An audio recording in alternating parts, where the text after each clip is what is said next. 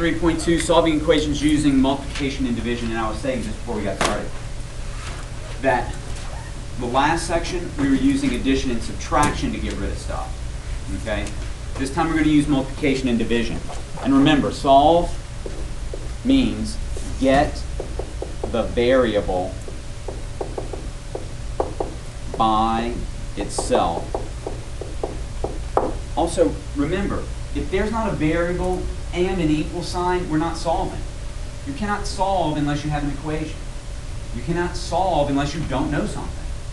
Okay? Otherwise, we're just simplifying. We're taking a number and we're writing it in its simplest form. You need to write some notes, Jordan. If I'm going to work, so are you. All right. This says solve 6x equals 222. Is the x by itself right now, Bella? It's not. What's with it? The 6. But Grace, what's happening between the 6 and the x?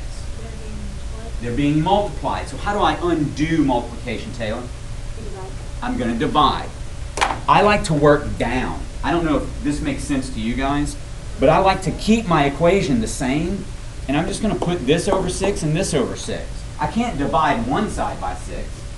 I have to divide both sides by 6. The one on the left, that's just simple. I know, but we need to write it. We need to show, hey, I'm dividing both sides by 6. Parker, what happens to these two 6's on the left? They cancel out. They're going to cancel out and leave me 1x over 1. 1x over 1, so I'm just going to write it x. as x. Okay? Now, this other thing says 222 over 6. I think that 6 does go into it. I'm going to use my 6th grade divisibility test. 6 goes into a number if 2 and 3 go into a number. Okay. I know that 2 goes into it because it's even. I know that 3 goes into it because if I add the digits, 2 plus 2 plus 2, and get 6, 3 goes into 6. So 3 goes into the number. So both 2 and 3 go into the number. So I know 6 goes into the number. Now I can use my calculator, but then I'm not thinking. Right? All right, so let's see. 6 does not go into 2, but 6 does go into 22. How many times 6 go into 22? Parker, Jay? 3 times? And that's 18, right? So when I do 22, and I'm doing this mentally, 22 minus 18 leaves me what? And then I bring down that last 2. So I get 42. How many times does 6 go into 42? Parker, Jay?